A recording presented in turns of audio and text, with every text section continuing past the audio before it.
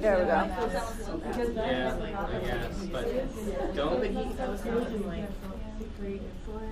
All I really know about that one is just Stop tying it all together. Like, how do you do that? I'm thinking Together. It's probably like more than everything. Ooh, you missed me. No, I think you're both right. Because in the pictures, I remember it was like kids.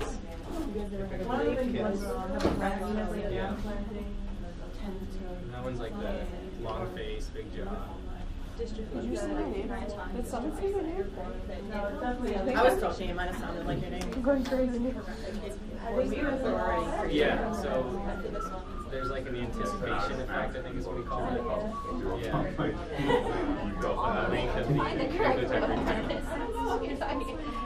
Reflects like the onset. That's the only one you I don't think they'll no, not like the exact numbers. Like if it's over 200, then it's diagnosed as, yeah. Is that Huntington's?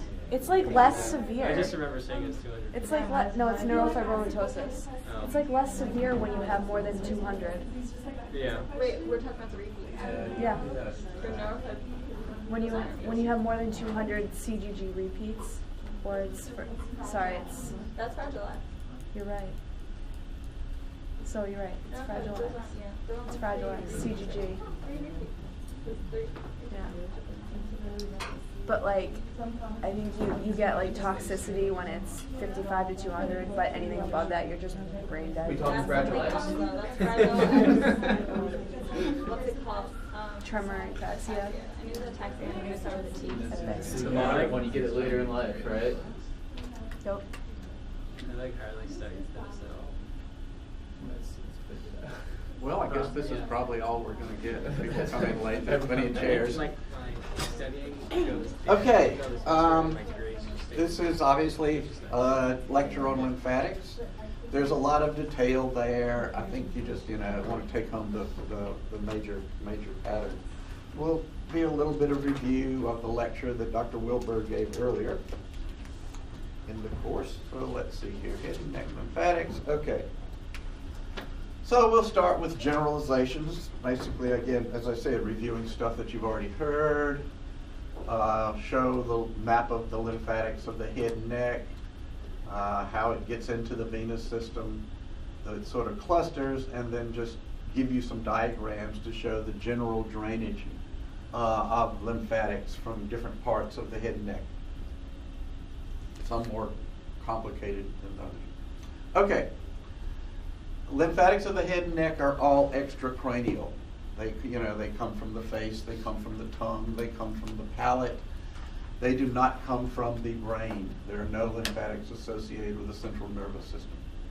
So all the lymphatics we're talking about are not draining brain tissue or things like that.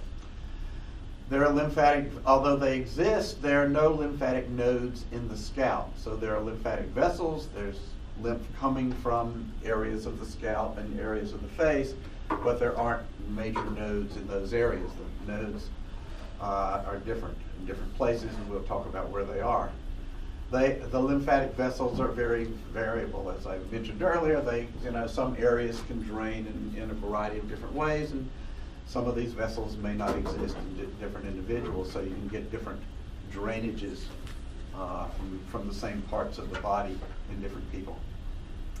All lymphatic vessels in the head and neck drain directly or indirectly to the deep cervical nodes, which are lying along the internal jugular vein under sternocleidomastoid. So that's basically the take-home message. Okay, so let's just review things associated with the lymphatic system from earlier lectures. So the dissectable lymphatic structures that you may or may not have seen include the thymus, right, which is this sort of blobby thing, looks often more like fat if it's actually there, lying basically right beneath the manubrium, and it tends to fade away with age. So by the time most of your cadavers died, there wasn't much thymus there. You can sometimes see a little connective tissue and maybe some fat, but not much active stuff.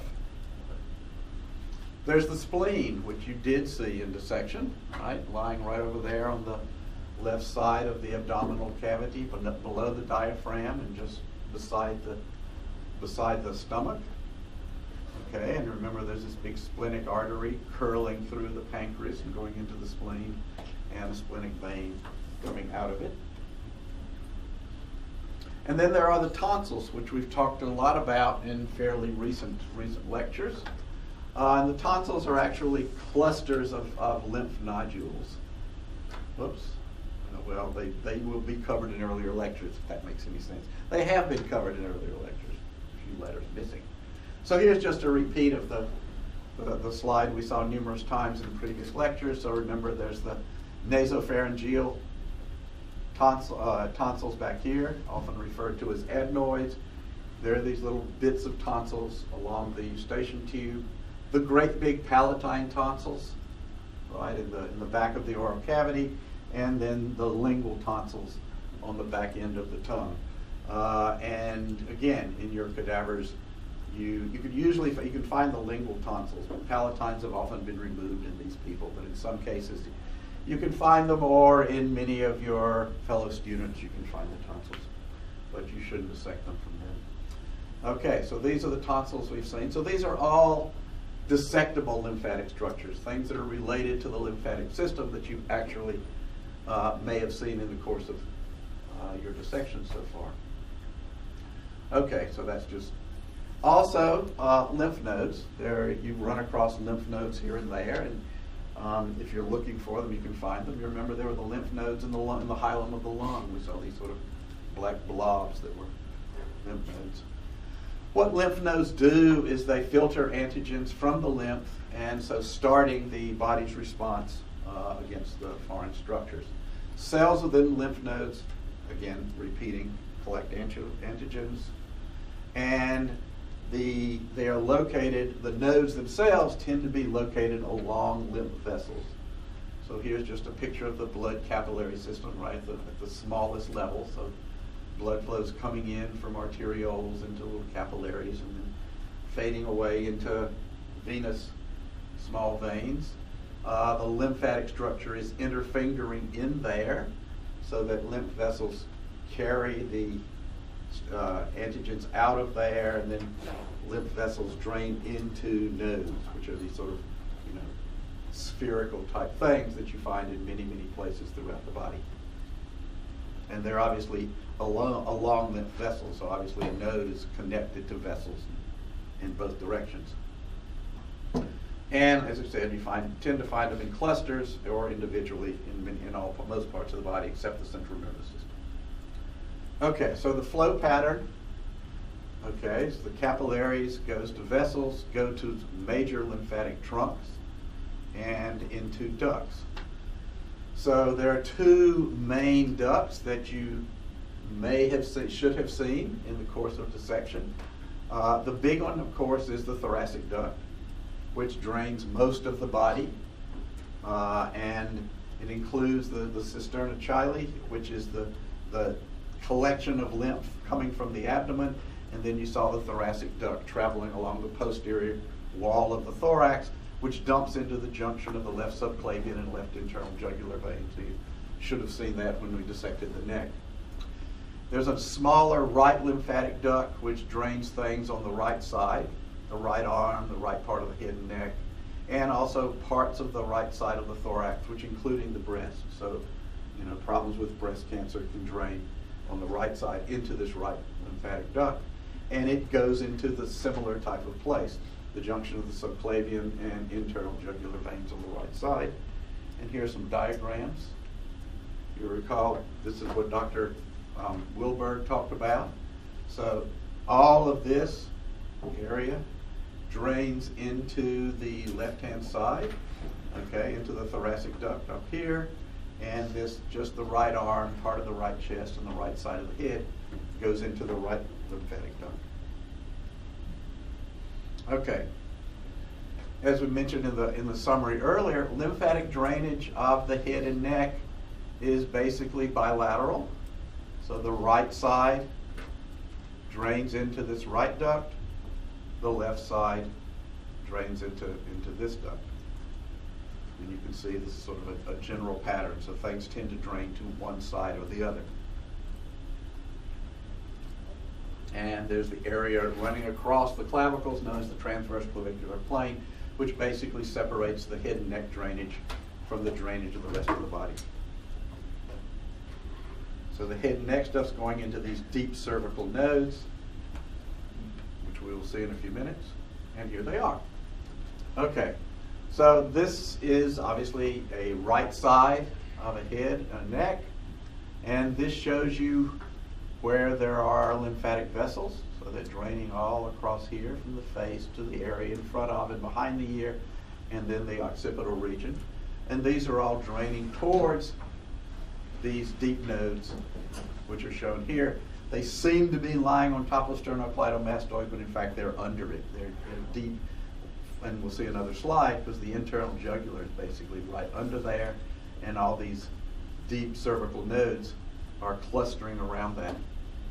Remember, here's your posterior triangle, your anterior triangle, all sorts of triangles in here. Okay, so here is the deep cervical chain, which is just a collection of fairly large and prominent lymph nodes that are lying. There's one on the right side and there's one on the left side. So these receive all the drainage from head and neck, and in turn they dump into the venous system. Like I say, they're deep. They're shown here on top, but they're actually under sternocleidomastoid. So here's a more detailed one showing this collection of lymph nodes lying right against the internal jugular, and they've removed this muscle which would have been crossing across there. And there's the bottom part, the top part, so they're under there. And as you'll see later, obviously when there are concerns about cancer spreading through these lymph nodes, they often just, remove the sternocleidomastoid and get everything under there. Okay. Here it is again. Oops. So here it is again. Here are this deep cervical chain, and that's the trunk going in. Okay, that's the jugular trunk coming up there, and next we'll see how these dump. So you remember earlier we talked about the thoracic duct coming up through the thorax, looping around and going in right here where the internal jugular and subclavian comes together. We can look at and the same thing happens on the right side, but a much smaller drainage area. So here's the thoracic duct coming up. There's the trunk, the bronchomediastinal trunk, so it's draining this sort of middle area here. The jugular trunk, so those deep cervical nodes are lying, right along the internal jugular. So they collect into the jugular trunk, which comes in from the top. And then there's a subclavian trunk that's draining the left arm. And it's a similar situation on the right-hand side. Deep cervicals are coming down in the jugular trunk from above. The subclavian trunk's doing the right arm. The bronchomediastinal trunk's doing sort of the midline and middle part of the neck, and they're dumping in again right where the subclavian and internal jugular are coming in. Ultimately, obviously, being carried back to the superior vena cava and then traveling through the body. Okay. Just to repeat, the jugular trunks drain the head and neck. The bronchomediastinal trunks drain most of the thoracic area here, and the subclavian trunks drain the upper limb. So you got this part coming in from the thoracic area, these coming from the head, and these coming from the arm. Okay. So where are things coming into here? The sort of big node up high is known as the jugulo-digastric node. As you can see, it's lying right under sternocleidomastoid. It's lying slightly external to the posterior belly of the digastric on the side of the neck.